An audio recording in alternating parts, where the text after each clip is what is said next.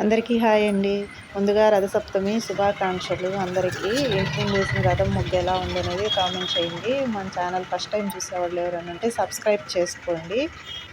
రథసప్తమి రోజు పూజ ఎలా చేసుకున్నాననేది long video మొత్తంలో చూపిస్తున్నాను. ఫస్ట్ అయితే ఇంటి ముందు ఇలా రథం ముగ్గు వేసేసుకొని ఇంటి లోపలైతే దేవుడి దగ్గర కూడా పూజ చేసేసుకున్నాను. పూజ చేసేసుకొని ఆరు బయట కూడా రథం ముగ్గు వేసేసి రథం ముగ్గులో స్వామివారి సూర్యదేవుడిది బొమ్మ అయితే వేశాను.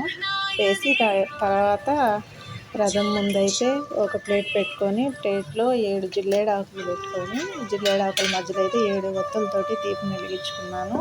తర్వాత అయితే 7 చిక్కుడు ఆకులు తెచ్చుకొని 7 ప్రసాదాలు అయితే పెట్టుకున్నాము. పూజ అయితే మా వారు చేస్తున్నారు. ఎలా చేసామనేది చూడండి.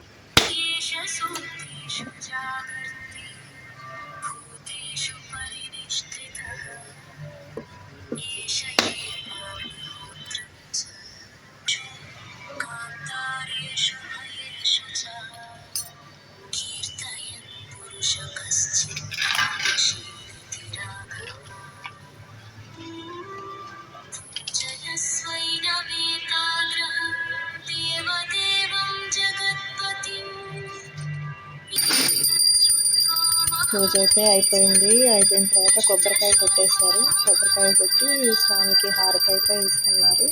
ఫైనల్గా అయితే హారతి తీసేసుకొని అందరమే ఆ రోజైతే చిక్కుడు కాయలతోటి వంట చేసుకొని తినాలంట. వంట చేసుకొని తిన్నాము. మీరందరూ కూడా చిక్కుడు కాయలతోటి వంట చేసుకొని తిన్నారా? కామెంట్ అయితే చేయండి. మన వీడియో నచ్చితే లైక్ చేసి సబ్స్క్రైబ్ చేసుకోండి. Thank you. చూడండి ఎలా పూజ చేస్తాం అనేది పూర్తి వీడియో.